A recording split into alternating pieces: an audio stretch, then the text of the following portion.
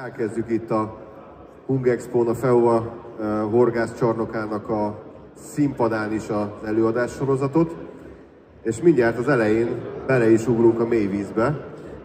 Pál István, aki az Energofish Kft. Ügyvezetője, illetve az EFTA igazgatótanácsának tagja, illetve Kékkői Zoltán, az FTEX Kft. Ügyvezetői a vendégei a színpadnak. Adjunk hangot. 1-2. Köszönjük szépen a felvezetésén, akkor le is ülnék ilyen. Én köszönöm szépen, hogy itt vagytok. Azt tanácsolom, hogy a mikrofont jó közel, és akkor jól hallatszódik. Én nem kellek ide, úgyhogy hallgassák szeretettel Pál Istvánt és Kékkői Zoltán. Köszönjük szépen. Tényleg hálás feladat. Megvárjuk a hangos bemondást, és utána el tudom kezdeni. Egy igazán érdekfeszítő téma az, amivel érkeztünk. Ugyanakkor úgy gondolom, hogy egy kifejezetten fontos témáról mesélünk a horgászoknak. Az EFTA-ról igyekszem majd röviden beszámolni. Azt fontos tudni, hogy a nemzetközi porondon az Energofish Kft. 25 éve intenzíven jelen van, és régóta úgy gondoljuk, hogy érdemes beleszólni azzal, vagy abba, amivel irányítják a mi életünket. Úgyhogy el is kezdeném azzal, hogy mi is az az EFTA, European Fishing Tackle Trade Association, egy szakmaközi szervezet, ami 40 éve létezik, és ennek a szakmaközi szervezetnek egészen sok olyan központi szabályozás akad fenn a hálóján, amitől az életünk az nehezebb lenne, és olyan szabályozások tudnak előre menni, amiktől az életünk jobb tud lenni, ezen dolgozunk. A Brexitet követően Brüsszelbe költözött ennek a szervezetnek a székhelye, az igazgatótanácsi közösség az megmaradt, és intenzíven dolgozunk, egyre több a dolgunk, azt tudom mondani erről. Hogy mit is csinálunk? Egy olyan közösség, ami nagyjából havonta egyszer ülésezik. Van egy olyan jogász, aki Brüsszelben figyeli az apróbetűs részeket, ahol néha bekerülnek olyan problémás dolgok, amiken mi jelentkezni tudunk, hogy gyerekek, ezt érdemes másképp csinálni és átgondolni. És ez egy olyan közösség, aminek a tagja az olyan horgászcikkereskedelemmel vagy horgászcikkereskedelemben dolgozó, vagy azzal kapcsolatos szervezet tud lenni, akinek fontos, hogy mi történik a nagyvilágban. Jó, az Európai Parlamentről sokat hallunk, talán néha túl sokat is. Egy dolog biztos, hogy átmennek olyan fajta szabályozások, amik kihatással vannak ránk, és ezért nem tekinthetünk erre semlegesen, nem érdemes figyelnünk arra, hogy mi történik. Az iparágnak a mérete az a nagy iparágokhoz képest, mint a turizmus, vagy akár a vegyipar, vagy hasonló mamutméretű vállalatoknak a lobbista közösségeivel nagyon nehéz versenyezni, de fontos, hogy hallassuk a hangunkat, és egyre több olyan nyilvántartást és statisztikát igyekszünk az Európai Unió rendelkezésére bocsájtani, amiből a szakmánknak a méretét azt kellő fontossággal tudják kezelni. Amiről azt hiszem, hogy a legtöbben tudunk, és amely a legnagyobb fájdalmunk, és amivel ahol a legkevésbé léteznek a határok, attól függetlenül, hogy Schengenről beszélünk, vagy nem, a kormoránok bizony költöznek, és embertelen károkat okoznak. A természetvédőkkel állunk szembe, ahol nagyon komoly madárvédelem és nagyon komoly, ugye, ami a víz felszín fölött van és jól látszik, azok az aranyos madarak, meg időnként az aranyos vidrák, amik nekünk viszont rengeteg problémát okoznak, és ez egy olyan harc, amit évek óta küzdünk. Sokkal rosszabb lenne a helyzet, hogyha ez a küzdelem ez nem létezne, így is nagyon nehéz. A kormorán az egyik fő küldetésünk, és nagyon fontos tény az, hogy a horgászokat környezettudatos emberekként ismerjék el, mert hogy nekünk tényleg fontos az, hogy mi történik a vízparton, és nem a szemetelő emberek vagyunk, akik csak kárt teszünk a természetben. Úgyhogy ez az a tevékenység, amit az EFTA végez, és az uniós döntéshozóknak a terminológiájába bekerült az, hogy most már rekreációs horgászatról beszélnek. Eddig össze voltunk mosva az ipari halászattal. Hogyha valaki tudja, akkor azt gondolom, hogy mi horgászok tudjuk a legjobban, hogy a kettő között egy nagyon lényeges különbség van. Úgyhogy ezen dolgozunk, hogy a rekreációs horgászatnak a fontosságát és a jelentőségét elismerjék, és olyan törvények szülessenek, ami inkább támogatnak bennünket, mint hogy megakadályozzák hobbinknak az űzését. Visszatérve az összesítőre, az iparági mutatók, az egységes uniós szabályozások kormoránok irányába, és az iparágnak a rekreációs kezelése az, ami a fő célkitűzés. Egy frissebb érdekességet tudok elmondani önöknek, amivel azt gondolom, hogy nagyon komoly, hosszú távú problémával nézünk elébe.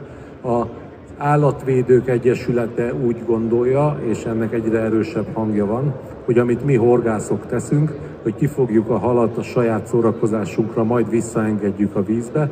Ez igazából azért lobbiznak, hogy ezt kezeljék az állatkínzás kategóriába, ami nekünk azért komoly problémát okoz. Tehát a sötét-zöld irány az nagyon-nagyon extrém irányba mozdult el. Lehet, hogy most még megmosolyogjuk, de ha 5-6 év múlva teljesen betiltják azt, hogy mi a kíméletes horgászatot azt űzhessük. Ugye, ha valaki tudja, hogy ki szereti a legjobban a halat és a természetet és az állatot, azok mi vagyunk a horgászok, és amikor megbélyegeznek bennünket az állatkínzó jelzővel, hát az nem esik jól, és akkor ennek igyekszünk hangot adni.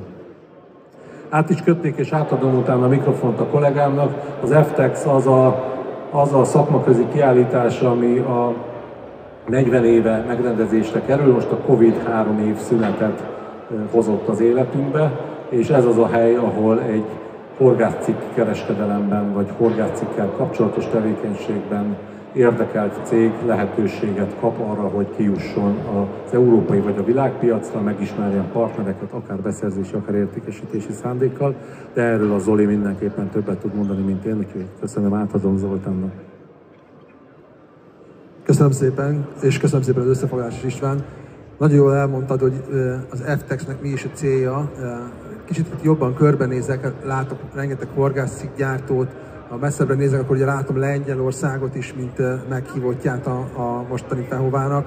Nagyon érdekes, hogy vajon mit keres egy olyan civil szervezet egy fogyasztói kiállításon, hány ember lehet itt a csarnokban, aki tudja, hogy mondjuk az EFTA, most már mindenki tudja, mert elmondtad, mindenki a rövidítése az EFTA. Az FTEX mágikus módon szintén egy olyan rövidítés, amit valószínűleg nagyon kevesen hallottak az országban. Ugyanakkor rendkívüli fontossággal bír az, hogy Magyarországra immáron harmadik alkalommal ellátogat egy olyan szakmai kiállítás, ahol a hazai horgászattal foglalkozó vállalkozások megmutathatják saját magukat, megmérettethetik mondjuk egy versenyben a saját termékeiknek a versenyképességét, és tájékozódhatnak egy olyan piaci környezetről, ami lehet, hogy sokkal távolabb van tőlük, akár több száz vagy több ezer kilométerre. Megismerhetnek olyan üzleti partnereket, akikkel lehet, hogy soha nem találkoznának. Valóban az elmúlt 3 év, különösen a Covid miatt nagyon mostoha volt velünk szemben, hiszen semmilyen személyes találkozásra nem adott lehetőséget, vagy alig-alig. Ezért nekünk egy elég nagy feladatunk az, hogy visszahozzuk úgymond ezt a kiállítás látogatási kedvet. Hál' Istennek fogyasztói oldalon ezért sokat nem kell küzdeni, mert a horgászok szívesen jönnek akár a FEHOVA-ra, akár más horgászkiállításra, és örömmel nézelődnek a horgászeszközök között. Ellenben a cégek életében azért nem múlt el nyomtalanul a Covid. Számos helyen ugye bevezették az irodai napok helyett az home office-t, ezért az emberek hozzászoktak ahhoz, hogy online tartják a kapcsolatot egymással, online értekeznek, online találkoznak, így sokkal nehezebb őket rávenni, hogy jöjjenek el, vegyenek egy standot, állítsák ki a termékeiket, mutassák magukat, és térjen vissza egy picikét abba a mederbe az egész szakmaközi együttműködés, amiben a Covid előtt volt. Úgyhogy is fogtunk ennek neki, ezt talán legjobban a Best New Product Showcase jellemzi. Valószínűleg az itt ülők közül kevesen tudják, hogy ez egy olyan verseny, ahol a horgászcikkgyártók, horgászcikkforgalmazók nevezik újdonságaikat, termékeiket, fejlesztéseiket, és utána ezt egy zsűri elbírálja, és a legjobb termékeket nyilván különféle jelzőket, dolgokat, nyereményeket kapnak. Ennek az egyik megjelenését most pont éppen a képernyőn lehet látni, és hogy mi az összekapcsolódása egy civil szervezetek által, civil szervezet tagjainak szervezett szakmai kiállítás és a fogyasztók között, az pontosan ennek az áthallása. Az itt megjelenő termékeknek a szakmai zsűri díjaz, az később a fogyasztók megtalálják majd a boltok polcain, és vásárolják őket, és látják rajta azt a logót, hogy az FTEX, mint kiállítás ezen a versenyen ezt az adott terméket megmérettette. Pont azért, hogy azt az időszakot egy picikét le tudjuk rövidíteni, ami az utolsó FTEX és a következő most júniusi FTEX között eltelik, ezért létrehoztuk ezt a Digital Best New Product Competition-t, egy olyan digitális versenyt, ami először kerül így a horgászcikk piacon megrendezésre. Átvittük egy online felületre azt a eddig kiállításokon látható versenyt, ahol a cégek megmérettették a termékeiket, A számok szerintem magukért beszélnek, 211 termék, 71 vállalattól, és hál' Istennek 9 hazai díjazott lett az eredmény, amire azt gondolom, hogy mindannyian nagyon büszkék lehetünk. Magyarország mindig is egy nagyon fontos pozíciót foglalt el a horgászcikk piacon. Méretünkhöz képest ugye a legtöbb az egyik legtöbb horgásszal rendelkező ország vagyunk, és pontosan egy ilyen kiállítás, akár csak egy digitális verseny, és egy óriási lehetőség a hazai cégeknek ahhoz, hogy termékeikkel ki tudjanak lépni a nemzetközi piacra, fogyasztói bázisokat szélesítsék, és ne csak ebbe a kicsiny országban kereskedjenek, hanem nézzenek ennél egy picikét messzebbre is. Ezt a Digital Best New produktot, ami kifejezetten az ott résztvevő vállalatoknak, cégeknek szólt, kivittük és kiszélesítettük a fogyasztói közönség számára is. Úgynevezett Angler's Choice szavazást hoztunk, a legjobbak között. Azok, akik a Best New Productban helyezést értek el, azok részt vehettek ebbe a horgászok választás, leginkább így tudnám magyarra fordítani versenybe, aminek a fődíja egy 1000 eurós, én azt gondolom, ez egy elég szép nyereményösszeg, egy 1000 eurós fődíja volt, amit meg is nyert egy holland pályázó, és ezzel tulajdonképpen egy cégek közötti jó hírnév szerzésére alkalmas versenyt kinyitottunk a horgásztársadalom felé, és mostantól a horgászok is elmondhatják, hogy tényleg azok a legjobb termékek, vagy azok a legjobb termékek közül, amiről a zsűri úgy döntött, hogy nagyon jó, azok közül ők miket díjaznak, és ők is szavazhatnak. Ez szerintem az FTEX-nek az egyik legfontosabb vívmánya, amivel 2023-ban ki tudunk tűnni a közel 40 éves kiállítási múltból, hogy a fogyasztókat, a horgászokat közelebb hozzuk egy picikét a gyártókhoz. A termékeken keresztül. Maga az FTEX ugye egy zárt kiállítás, ide horgászok nem jöhetnek be, ez egy szakmai kiállítás, gyártók, kereskedők, nagykereskedők lépnek be és ők találkoznak itt, de azzal, hogy ezt kinyitottuk a horgászok felé is, azzal egyfajta nívót, egyfajta hagyományt szeretnénk teremteni, és hagyományt szeretnénk adni az FTEX díjazásoknak, az FTEX eredményeknek. Én azt gondolom, hogy ez is siker volt, több mint 10 szavazat gyűlt össze, számos, a világ szinte minden pontjáról érkeztek szavazatok, és aminek kifejezetten örültünk, a résztvevő vállalatok egytől egyik beleálltak ebbe a versenybe, kitették saját közösségi média felületeikre ezeket a termékeket, ezeket a díjakat, és kifejezetten ösztönözték a vásárlóikat, rajongóikat, hogy szavazzanak. Már említettem, most harmadszor, ugye én szoktam mondani, 3 a magyar igazság, harmadszor lesz FTEX Magyarországon. 2009-ben volt az első, 2017-ben, ez nem is olyan régen volt a második, és most 2023. június 15-től 17-ig a harmadik FTEX-et is megrendezzük kicsiny hazánkba. Én azt gondolom, hogy egyrészt Magyarország erre joggal lehet büszke, hiszen az eddig megrendezésre kerülő kb. 40 kiállításból 3 itt volt. Ez vándor kiállítás nézve szerintem egy nagyon jó eredmény. Kicsit kisandítok a kollégákra, hogy az a videó, ami egyébként itt szerepel, azt le lehet-e játszani, vagy nekem kell-e valamit nyomnom hozzá, hogy elinduljon. És hogyha elindult, akkor mondok pár szót majd erről a videóról, nem tudom, mennyire lehet kitenni ide mögén. Érdemes megnézni, hogy egy kicsit ízelítőt kapjunk ahhoz képest, hogy most milyen egy Fehova, ahhoz képest milyen volt egy FTEX 2017-ben. Indíthatjuk? Nyomjak egy gombot? Kicsit a statisztikádat kijavítom, hogy valóban jól állunk, a lakosságunk 7%-a horgászik, az európai átlag az 5%, de a svédeknél ez 20%, tehát Svédországban egy nagyon-nagyon magas horgászkultúra van. Remélem, hogy nálunk is tud még növekedni. Ugye a csuka hazájában rengeteg helyen, rengeteg tóban tudnak csukát fogni, és Svédországban egy nagyon-nagyon népszerű, ők a rekorderek a maguk 20%-ával, és vannak seregfajtók 2-3%-os horgászattal. Hát, akkor még mondok érdekességet, ameddig a technika elindul. Kevesen tudjuk, hogy az össz-európai horgászatnak közel fele tengeri horgászat, és akkor most valami történt, úgyhogy lehet, hogy változik. Ebből sajnos nekünk kevés adatik meg. De az édesvízi horgászatban viszont torony magasan, mint azt ismert a ponty van a középpontban, és nagyon komoly kutatások készülnek abban, hogy ennek a változása milyen irányban tud elmenni. Az, hogy lesz-e videó? Igen, akkor visszaadom neked, köszönöm.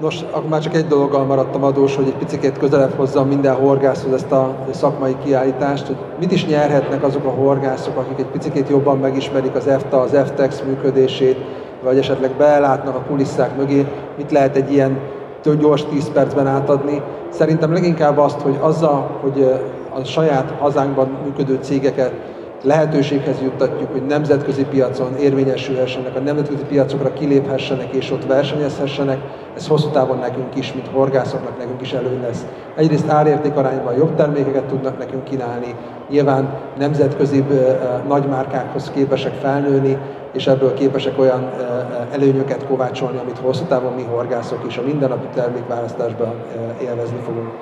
Köszönjük szépen a figyelmet, én mindenkit arra buzdítok, hogy járjon körbe itt a Fehován, látogasson el minden standra, és nézze meg, hogy hány nagyobb magyar és még nagyobb nemzetközi márkával találkozik itt a Fehován, és aztán majd tekintsen föl június végén az FTEX honlapjára, és keresse ott a Best New Product Showcase-nek a díjazottait, és vesse majd össze. Köszönjük szépen a figyelmet!